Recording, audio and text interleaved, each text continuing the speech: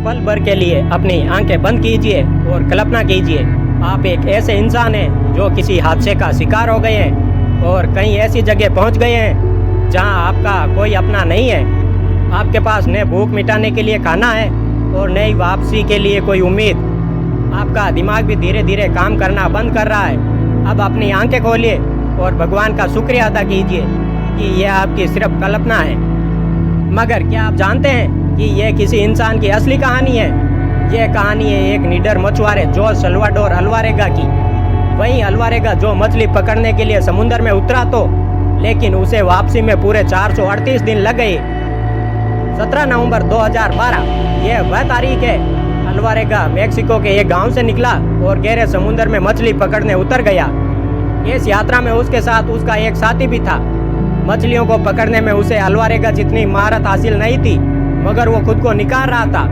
अल्वारेगा की योजना के हिसाब से उसकी यह यात्रा करीब 1 दिन तक चलने वाली थी। इस दौरान ब्लैक टिप शार्क और सेलफिश को पकड़ने का उसका प्लान था। सब कुछ योजना के अनुसार ही शुरू हुआ था, मगर तभी एक खतरनाक तूफान ने अपनी दस्तक दे दी। भारी बारिश और तेज हवाओं के कारण उसे खतरे की चेतावनी मिल चुकी थी। बावजूद इसके वो अपनी सिंगल इंजन वाली टॉपलेस बोट के सहारे आगे बढ़ता रहा। यह रिस्क उसे भारी पड़ा। 5 दिवसीय तूफान उसे अपने साथ बहा ले गया। जिस रेडियो से वो मदद मांग रहा था वो भी नष्ट हो चुका था। बोट का वजन कम करने के लिए अल्वारेगा ने 500 किलोग्राम वजन के बराबर की अपनी सारी मछलियां फेंक दी। अब उसके पास न तो खाने के लिए राशन था, न रोशनी थी और न ही किनारे से संपर्क करने का कोई तरीका। खुले समुद्र में उसकी बोट बेलगाम आगे बढ़े जा रही थी। भूख लगने पर वो अपने नंगे हाथों से मछलियां कछुए जैसे समुद्री पक्षी पकड़ता और उनका मांस कच्चा ही खा जाता। पीने के लिए अल्वारेगा ने बारिश के पानी का सहारा लिया। एक पल ऐसा भी आया जब उसके पास पीने के लिए पानी नहीं बचा। ऐसे में उसने कछुओं का खून और अपना मूत्र तक पिया। करीब 4 महीने के बाद साल्वाडोर के साथी ने कच्चे मांस को खाने से मना कर दिया और अंततः भूखमरी से मर गया। मगर साल्वाडोर ने जिंदा रहने के लिए सब कुछ जारी रखा। साल्वाडोर अपने शुरुआती बिंदु से 10,000 किलोमीटर से अधिक की दूरी पर था।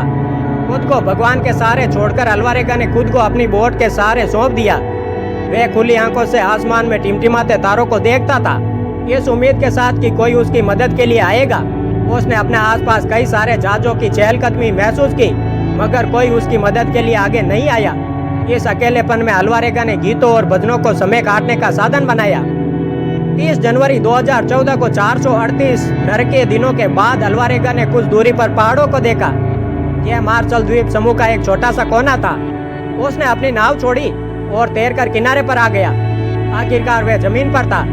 किनारे पर पहुंचकर जैसे ही वो खड़े होने की कोशिश करता, वो गिरकर बेहोश हो जाता। जल्दी ही वहां के स्थानीय लोगों को उस पर नजर पड़ी और वो उसे अपने घर ले आए। इसके बाद उन्होंने संबंधित अधिकारियों को अल्वारेगा के बारे में सूचना दी।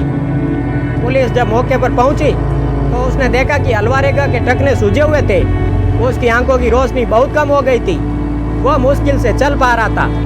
उसके बाल किसी झाड़ी की तरह उलझ गए थे।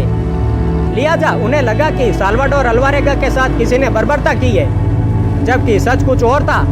आगे अल्वारेगा की कहानी की सत्यता के लिए कई तरह की जांचें की गई और हर जांच इस बात की तस्दीक करती है कि अल्वारेगा की कहानी एकदम सही थी और वह 438 दिन बाद ही बाहर निकला था। अल्वारेगा जब वापस अपने परिवार के पास लौटा तो सभी की आंखें खुली की खुली रह गई। सभी ने उसे मर्द मान लिया था। सबसे ज्यादा खुशी अल्वारेगा के माता पिता और उसकी बच्ची की हुई। 14 साल की बच्ची फातिमा अल्वारेगा के जाने के बाद अपने नाना नानी के साथ रहती थी। यह कहानी थी एक ऐसे आदमी की जो 400 से भी ज्यादा दिनों तक समुद्र में रहा और अपनी हिम्मत के बूते जिंदा वापस लौट कर आया।